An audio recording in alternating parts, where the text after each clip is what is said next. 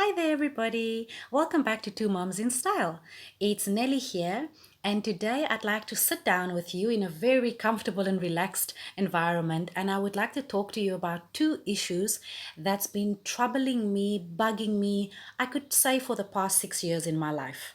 Now, before I even begin, I just want to say that I am a very positive person. My outlook on life is positivity, pulling through it. No situation is the worst. You'll get out the other end. And I always try to find ways of how to just stay positive and to get through situations. When it comes to these two issues that I want to talk about, I do believe that there are so many of us that struggle with these two issues. And it's not that we don't want to talk about it or that we are shy or ashamed about it. I think that we are just so.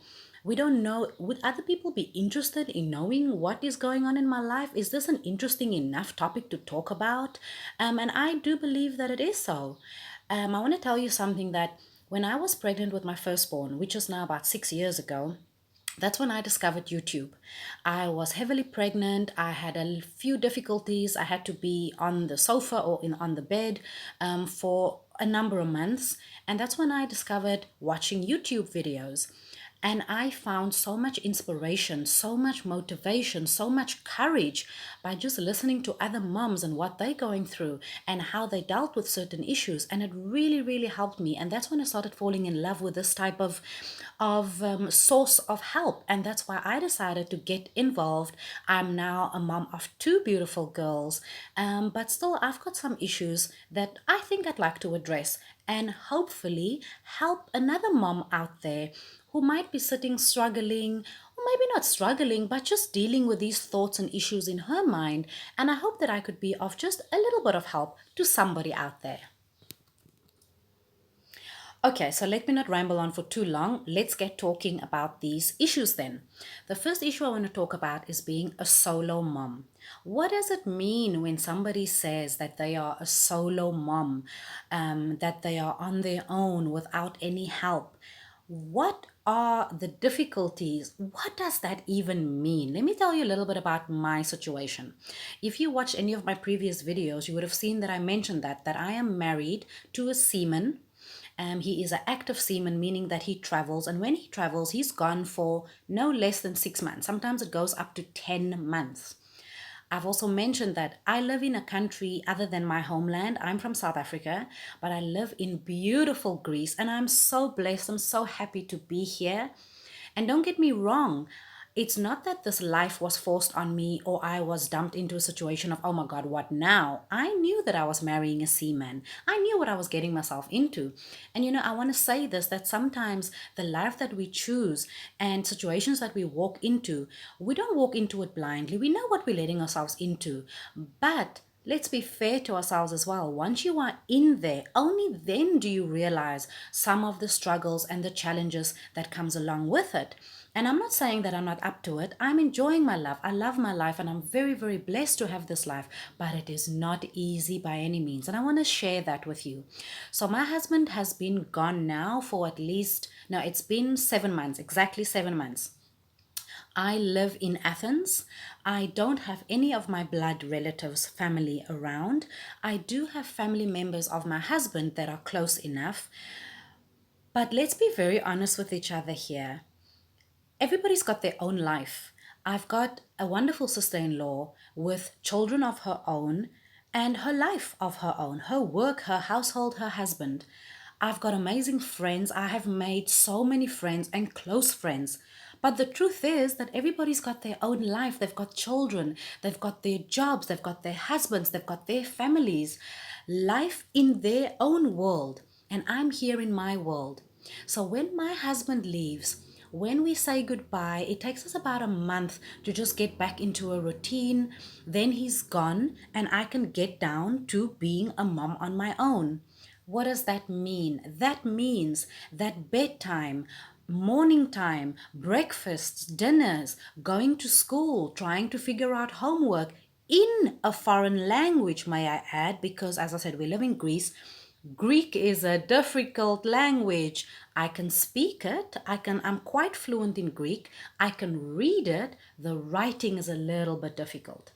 So it means figuring that out. Notes from the teacher, notes from the school. Sometimes I have to go onto Google and translate some words.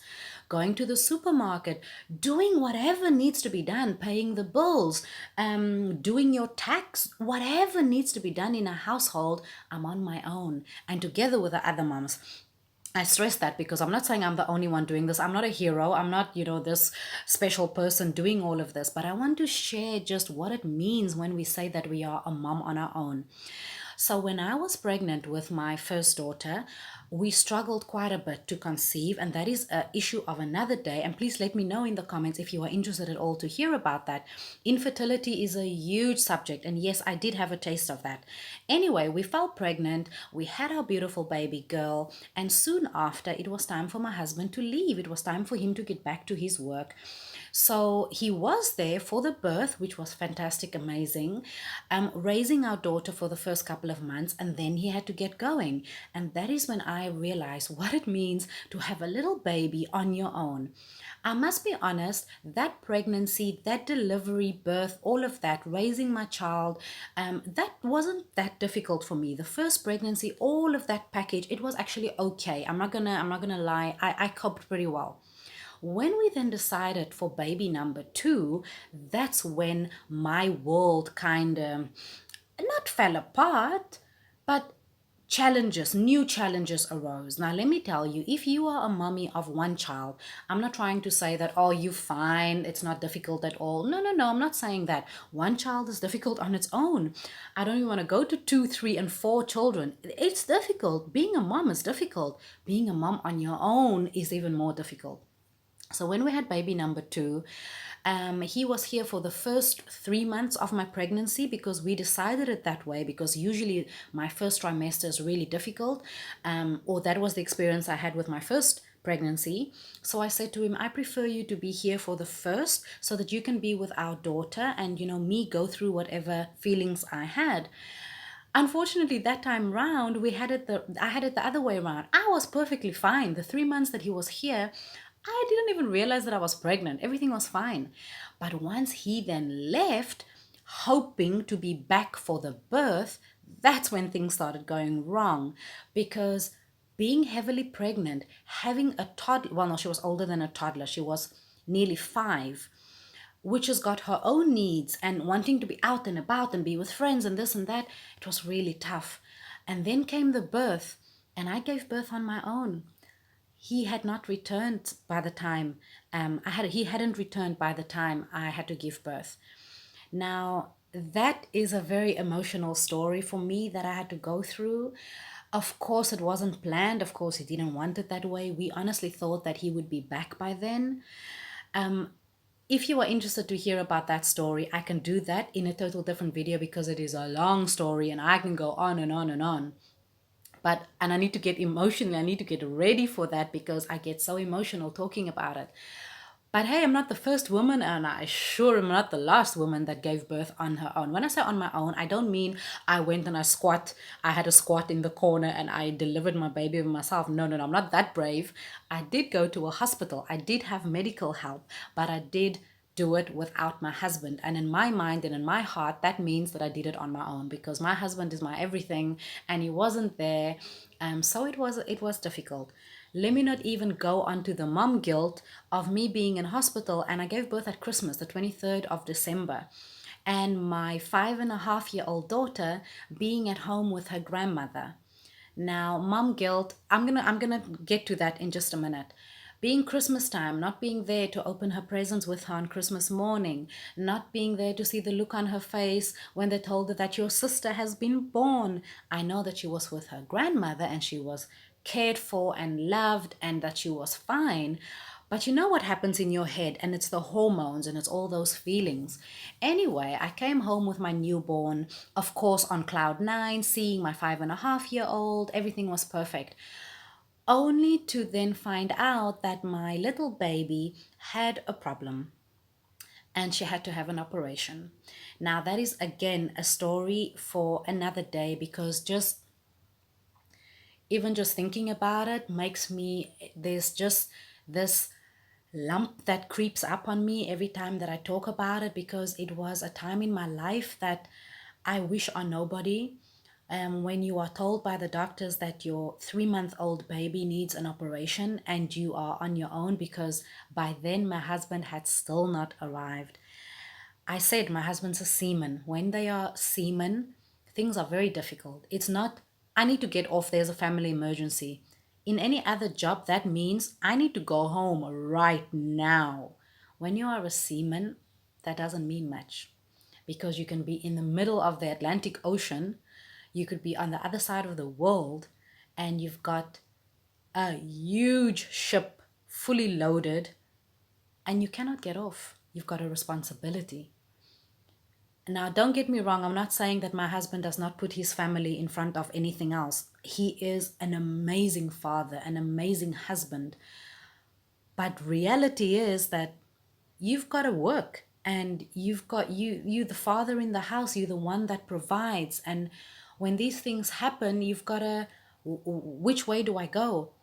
And the truth is that me knowing that he's so far away, I didn't tell him exactly what was going on.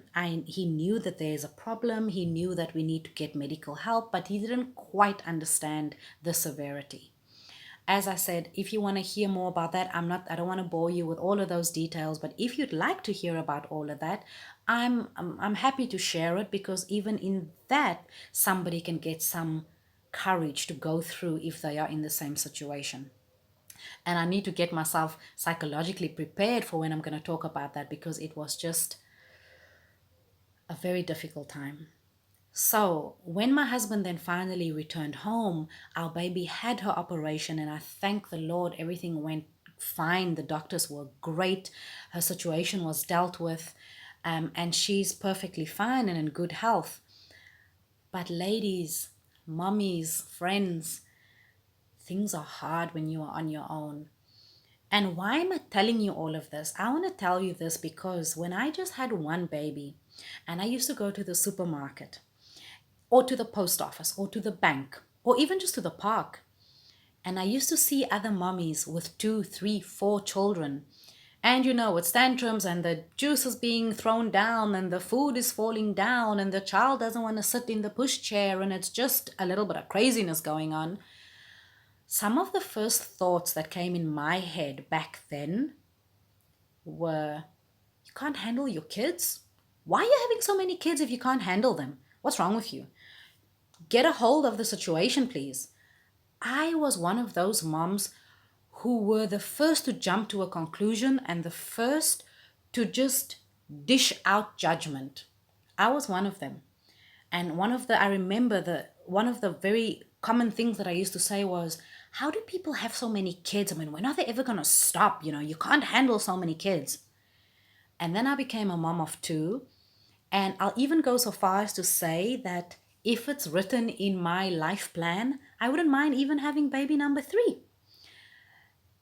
Now I'm not so easy to pass that judgment anymore, because it is so hard.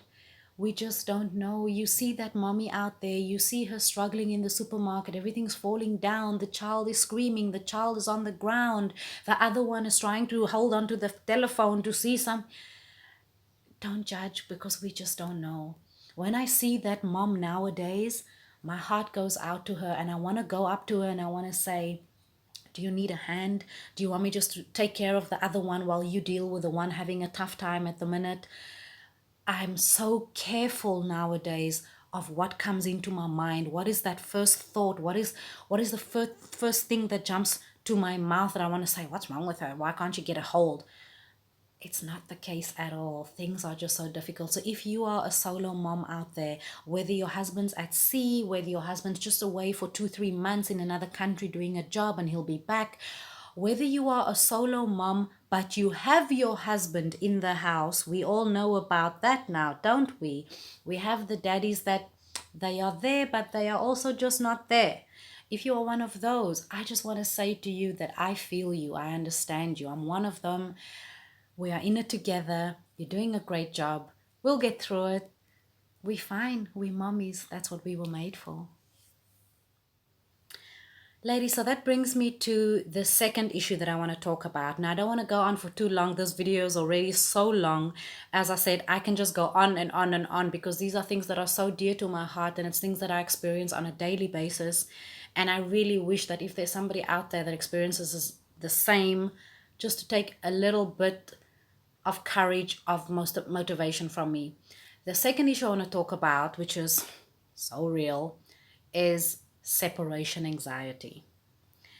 Now, I don't know what has happened in the past few months or let's say year, because this word, this term has been popping up all over the place. And I'm sorry, but I'm going to say this. I feel like this word has been a little bit abused. I feel like every person, and not just separation anxiety, let's talk about all of these terms: depression, postpartum depression, anxiety, all of those. I feel like sometimes these words are being used very casually without really knowing what they mean and without really realizing that they are conditions and psychological situations that are very, very serious and very real. Now, I'm not going to touch on depression and postpartum depression and all of that. That is such a huge thing, and I don't even want to go there because I have no experience of that, and I'm not going to pretend to even know what I'm talking about. But I want to get to the separation anxiety bit. Now, what does this mean to me? So, I mentioned that my firstborn, pregnancy, delivery, all of that went pretty smoothly. I didn't have too much of a struggle over there. Had baby number two, we had the huge mountain in front of us that we had a medical issue, we had the operation. Now, let me just stop there for a second. When you have a baby that needs to have an operation and you need to be in the hospital with her, you see well, not, I didn't see the operation taking place, but I was waiting outside the operation room with my husband. She came through, seeing her with bandages, with tubes, with drips, with all of that, having to be in the hospital with her for 7 long days, sleeping in the hospital with her. When you have that situation and then you go back and your life continues and everything is just fantastic, I think I held something inside of me, something that made me feel like I can never leave her side. I can never leave her in the care of anyone else. Now, we all know when you are a mommy and you have your first baby, you're a little bit reluctant to leave your baby with anybody because it's your precious little baby. You don't want to give it to anybody. You just want to hold on to it yourself. Sometimes you don't even want the dad to touch the child. You just want it all for yourself. And that is just so normal. I'm talking about when you go somewhere where you need to be, like maybe just your checkup after your birth, and something comes over you that you become so scared of where your child is, what is happening to your child at that moment. So this has happened to me a couple of times when I had my second baby, and I thought, you know what, it's because she had her operation, it's because she's so little, it's because of that, it's because of mom guilt that I have, it's because of all of that. And I kind of brushed it to the side, which most of us do, don't we? We just brush these emotions to the side. It'll pass, I'll be fine.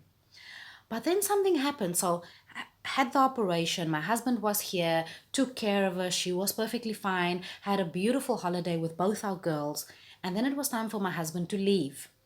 So just before he left, he said to me, Nelly, why don't you take a day and go to the mall? I love shopping, remember? Go to the mall, go have lunch, go do some shopping, just be on your own because I will be leaving again and I'll be gone for a couple of months. Take a day and, just be on your own. And I was like, what? Yes, I'm gone like in 2 seconds. So off I went to the mall and I was going to have a beautiful day by myself. While I'm at the mall, walking around the shops and having my lunch and my coffees and all of that, my thoughts were constantly at home, like all moms. What are they doing now? I wonder if he's coping. I wonder if she's crying. I wonder if she ate. The usual thing. But mine went to the next level. I became so worried that I brought these thoughts into my head that at that minute, while I'm sitting sipping my coffee, that something is happening to my children. that he's not watching them properly, that he's not paying attention, that something terrible is about to happen right now. And it's that guilt creeping up on you. And I don't even want to say guilt because I don't know what it was. It was this immense feeling of something is about to happen right now at home.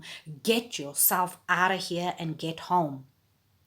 Guys, I'm talking about feelings that overwhelmed me to the point where I couldn't breathe. I was sitting in the shop trying to calm myself down, my heart racing, sweaty palms, feeling the sweat dripping down my back, not being able to take deep breaths, like my chest is closing in on me. And what caused that? Me. I caused it. It's my thoughts, it's my thinking to myself that something is happening at home and I need to get home. That's when I started to realize that something is not right. I'm very lucky to have a psychologist in the family. I got home, everything was, of course, perfectly fine. Immediately called the family member that is a psychologist, had a good chat with her, explained everything that went on, my symptoms. And only after having a good, analysis of what I went through, and of course, I went home and I searched it. I Googled it all night long, like, what the heck was that? Because I had never experienced something like that. That's when I realized that I had an anxiety attack. I had a panic attack, as we call it commonly. And after speaking to the psychologist, I heard this term for the very first time. Because remember, this wasn't the first time that it happened. It was just the first time that it happened to that severity. It had happened many times before where I would come back home in a rush saying, oh, the shop didn't have what I was looking for, or it was too hot to be out. Where the truth was that I just wanted to get back home because I felt this pain in my heart, in my chest, that something is going to happen to my babies and I need to get home. So after researching and talking again and again to, psychological help, I realized that I struggle from separation anxiety. Now, ladies, I don't want to use this term just loosely, like it's just I've got a headache, because it is not the same thing. It is so much more. Because so many of you, maybe listening to me talking, you would say, okay, well, if it's so difficult for you being on your own with your two babies, this, that, the other, why don't you get help? Why don't you get somebody for 2-3 times a week and, have a half day on your own? You say you have amazing friends in your life. Where are these friends? Why don't they come and step in and take your kids for a little bit and get some rest and whatnot? Believe me, I've been offered help on many occasions. I have close friends that come to me and say, do you want to, take half a day off and just go to the mall, or just go do your chores that you have to do, your errands that you've got to run, and I'll stay with your kids. I can't do it. I can't do it. And you might say, well, are you crazy? Maybe I'm crazy. I don't know. But to me, I feel so much more secure and calm just knowing that my kids are with me. Now, don't get me wrong, I'm not saying that with my presence in the house, they cannot get hurt, or an accident cannot happen, or they cannot bump their head or whatever. Of course not. Usually, these things happen while you are right there. You are arm's length away from them and they fall down from the bed. Anything can happen with anybody, but what I'm saying is that I want whatever happens to my kids, that I'm there in front of it, that I'm the one that's got to give a report on what happened. I cannot stand the thought, I cannot digest the thought that somebody else is going to be there and my kids get hurt and that I'm not with them. A good example is yesterday I tried to do a pool day with my girls. I went out with both of them. I had a good friend with me with her daughter. And it was a tough day. It was so hard. But I went knowing that it was not going to be easy. But I want my 6-year-old now. I wanted her to have a good time and to be with her friends and to have fun and to be in the pool. Me with little Zoe. Zoe is my baby girl that's 18 months old. It is so tough being out with her in a public place and there's all these people and it's the pool and it's a danger. And my friend said to me, why do you take her to these things? Why do you put yourself in that situation? Because I cannot otherwise. I prefer struggling. I prefer her pulling my hair out. I prefer being drenched in ice cream and coffees and juices and everything, but I want them with me. I cannot be away from them because the amount of anxiety and stress that I feel being away from them, it is so bad. It is so hard. I prefer struggling with them being with me and me seeing what's happening to them rather than me being alone somewhere and not knowing what's happening to them at home. This is a real situation. If you are out there, mommy, and you feel the same way, I've got you. I understand you. I know what it feels like when your heart burns so bad that you want to have a little break. You want to be outside a little bit, to fit on a piece of clothing on your own, but you can't because you can't leave your babies. I understand. I feel exactly the same way. And I want to say, and I want to encourage you if you feel the same way, that we actually need help. This is not something that's just going to blow over. We actually need to talk to somebody. We need to get some type of psychological assistance because it is a problem. These are the two issues that I wanted to address. This is what's happening in my life. This is my reality. And if this is your reality too, ladies, let's stand together because this is not one mom's issues. This is not one mom's life. This is all of our issues. This is all of our lives. This is what we go through on a daily basis. And I just wanted to come on here and encourage even just one person out there that's struggling with the same issues, dealing with the same situations. And I want to say, I'm with you.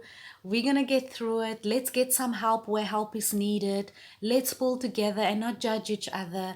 Let's not jump to conclusions at the first opportunity because this is real life. We are real mummies with emotions. Let's just stand together and help each other. Until the next video, let me know if there's something else you want me to talk about. Share with me your experiences in the comments below. That's how we can communicate. Consider subscribing so that you can hear of other stories. I'm so open to share my experiences in my life. So come along on this journey. Until next time, bye.